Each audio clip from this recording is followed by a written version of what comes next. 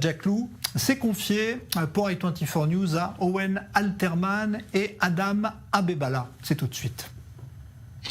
Écoutez, d'abord je pense que les États-Unis ont fourni un soutien sans précédent à Israël et il n'y a aucune politique appelant à changer cette politique d'apporter ce soutien nécessaire.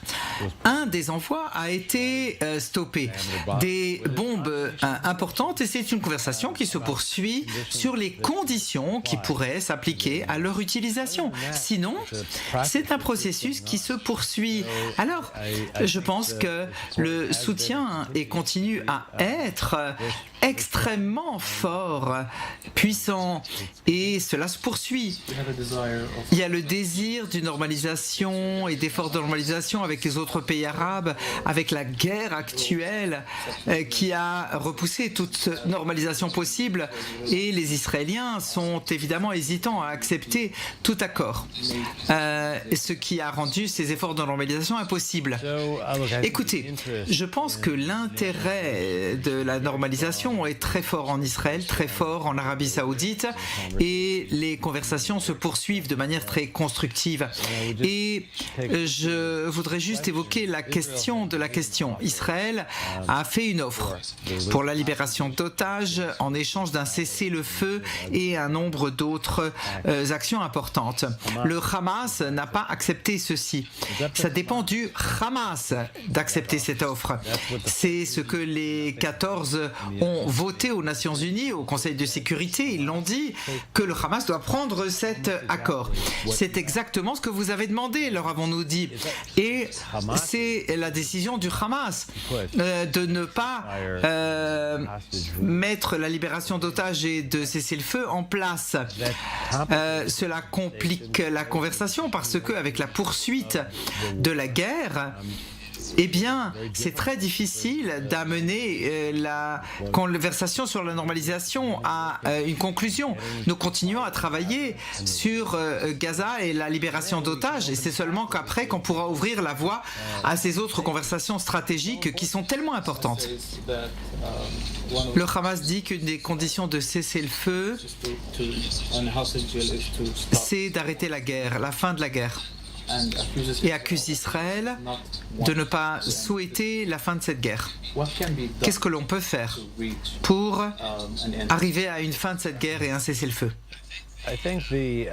Je pense que la proposition que le Hamas n'a pas acceptée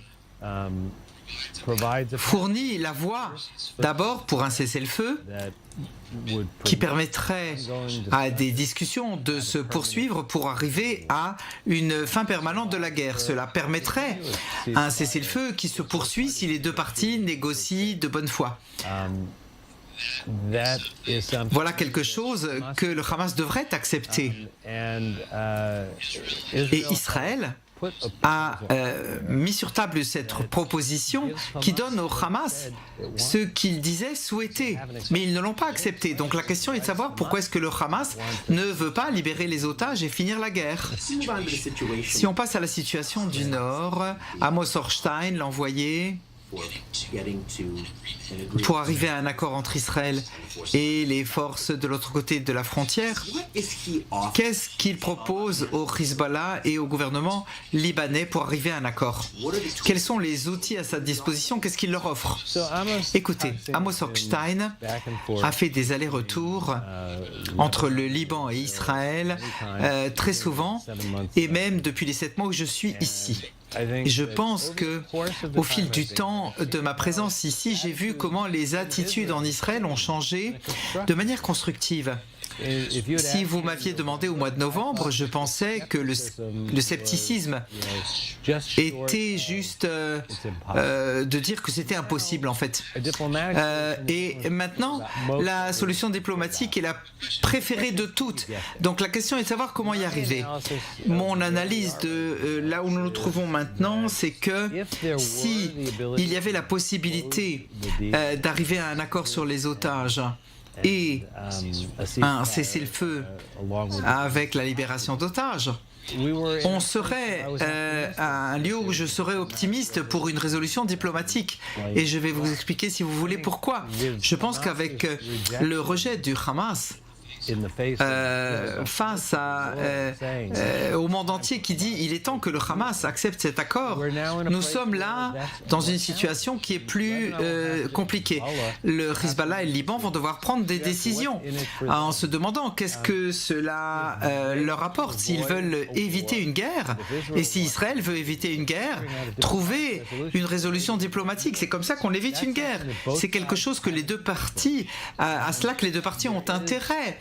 Et il y a certainement la possibilité de faire fonctionner ceci avec les faits sur le terrain, la capacité d'avoir une volonté en fait. Et c'est ça qui est nécessaire dans les circonstances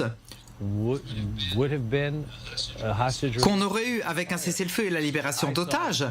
Eh bien, je pensais que cet moment arriverait pour le faire. Maintenant, il faut se demander comment est-ce qu'on va s'en sortir avec la probabilité que dans l'immédiat, il ne va pas y avoir ce type d'accord. Alors, l'administration dit qu'on peut arriver à un deal au Liban, mais seulement si le Hamas dit oui à un cessez-le-feu. On peut arriver à une normalisation en Arabie Saoudite. Depuis 6 mois, l'administration dit uniquement s'il y a un cessez-le-feu à Gaza. Est-ce que vous ne donnez pas au Hamas et à l'Iran finalement un pouvoir de veto sur la situation sur les frontières israéliennes? Non, je ne pense pas que c'est pas une bonne manière de caractériser les choses. Nous sommes engagés à 24 heures sur 24 à trouver la solution pour libérer les otages et les ramener à leurs familles. Comment rapatrier ceux qui ont été tués? Le seul qui puisse le faire, qui puisse les libérer, c'est le Hamas. Alors, vous n'avez pas d'alternative que de négocier avec eux de manière indirecte, mais c'est cela. Ce n'est pas nous qui leur donnons ce pouvoir, c'est la cruauté de la détention des otages, et c'est ça la réalité. Nous croyons que nous devrions rester sur cette voie de pression parce que nous voulons sauver la vie des otages. Et ça n'est pas une question de est-ce que vous donnez à l'Iran ou à quelqu'un de ce pouvoir. Est-ce que vous voyez comment on pourrait avancer vers un accord dans le nord entre Israël et les forces sur les autres frontières pour, si le Hamas continuait à faire ces choses, et aussi pour une normalisation avec l'Arabie Saoudite? Est-ce que l'administration Biden voit cela ou essaie d'arriver à une normalisation avec l'Arabie Saoudite indépendamment du cessez-le-feu? Écoutez, je pense que la réponse à votre question n'est pas simplement oui ou non. Nous ne renonçons pas aux otages. Donc on ne va pas dire qu'il n'y a pas de discussion davantage sur la libération d'otages qui signifierait un cessez-le-feu. Et je pense que toute personne qui suggérerait qu'on arrête de négocier commettrait une erreur parce qu'il s'agit là de sauver des vies humaines. Nous n'avons jamais dit que nous pensons que cette conversation avec le Hezbollah est intrinsèquement lié à cela. La question est de savoir, est-ce que le Hezbollah est prêt à entrer dans une conversation? Nous serions ouverts à une conversation à propos du retour au calme dans le Nord. On l'a dit clairement. Nous pensons qu'une guerre dans le Nord n'est de l'intérêt de personne, ni des États-Unis, ni de la région. Le risque d'une guerre régionale généralisée, c'est ce qui nous préoccupe, on l'a dit ouvertement. Donc nous ne sommes pas ceux qui disent cela. Mais on se mesure là avec les parties concernées. Je pense que la question est véritablement, est-ce qu'il y a une voie que le Hezbollah serait prêt à prendre? Et notre point de vue, c'est une solution diplomatique dans le Nord qui est le bon résultat. Et l'Arabie Saoudite, c'est une question un peu différente. Je pense qu'il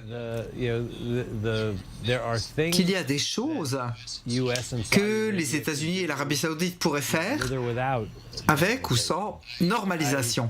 Je pense que cela soit satisfaisant n'est pas vraiment le cas, pour toutes sortes de raisons.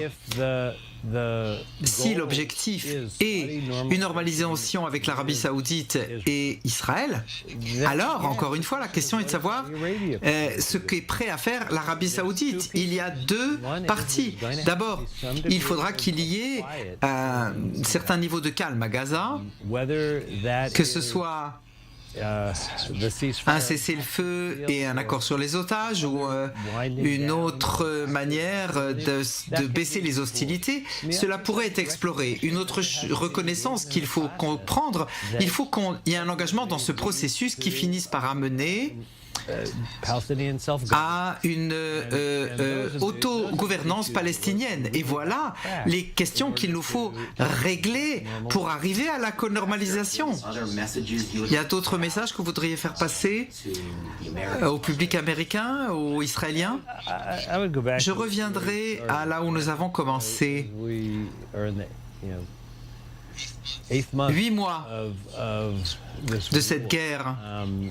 Je pense qu'il faudrait prendre un pas en arrière et regarder le soutien des États-Unis qui a fourni à Israël les moyens de se défendre contre la pire attaque qu'il ait jamais subie. Et je pense que cela est la norme d'or de l'amitié et du soutien. Et je pense que ceux qui posent des questions à propos de l'engagement à ce propos, eh bien, ratent complètement l'affaire.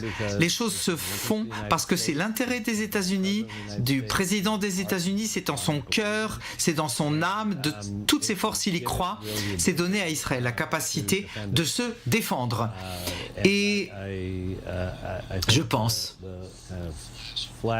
que le flash d'actualité de la journée nous détourne de ce qui est véritablement important pour ce qui est de la relation israélo-américaine, le soutien des Américains à l'État d'Israël.